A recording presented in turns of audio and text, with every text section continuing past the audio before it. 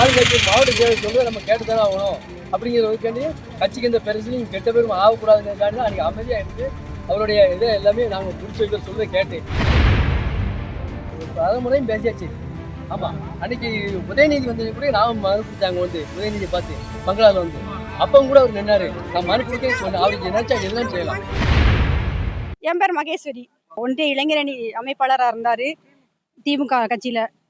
அதில் இருக்கும்போது பார் எடுத்து நடத்தினார். சும்மா வண்டி ரோடை கிராஸ் பண்ணி நின்றுட்டு இருக்கும்போது போலீஸ் ஜீப்பு ஏற்றி ஆஸ்பத்திரி கூட்டிகிட்டு போக முன்னாடியே அவர் இறந்துட்டார்.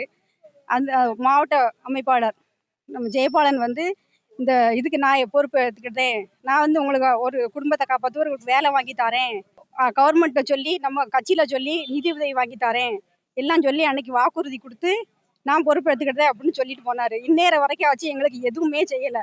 நான் 2-3 தடவை என் பிள்ளைகளே கூட்டிகிட்டு போய் நான் பார்க்கறதுக்கு போனேன். அவரை போகும்போது அலட்சியமாக தான் பார்த்தாரு, அலட்சியமாக தான் பேசினார். எங்களுக்கு எந்த உதவியுமே இது நாள் வரைக்கும் செஞ்சதில்லை. எனக்கு 2 பையங்க.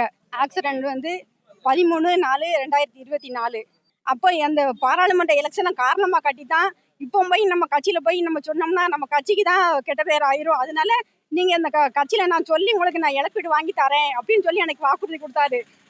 தேர்தலும் முடிஞ்சிச்சு, எல்லாம் முடிஞ்சிச்சு. இது நாள் வரைக்கும் எந்த ஒரு இதுவுமே செய்யலை. கட்சியில இருந்து ஒரு ஒரு உதவின்னு எந்த இதுவுமே செஞ்சதில்லை. கட்சியில இருந்து கவர்மெண்ட்ல இருந்து எனக்கு ஒரு வேலை வாய்ப்பு தரணும். நான் 2 பிள்ளைகளையும் நான் எப்படி காப்பாற்றுவேன்? 5 தடவை மனு கொடுத்துருக்கேன். எல்லா பக்கம் எல்லா ஆஃபீஸுக்கும் நான் மனு கொடுத்துட்டேன். சிஎம் செல்லுக்கு அனுப்பிட்டேன்.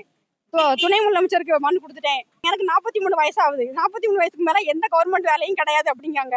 அப்படி இருக்கும்போது நான் எங்கே போய் வேலை தேடுவேன்? நான் என்ன செய்வேன்? இழப்பீடுன்னு எதுவுமே கட்சியில இருந்து வரல, கவர்மெண்ட்ல இருந்து எனக்கு எதுவுமே தரலை.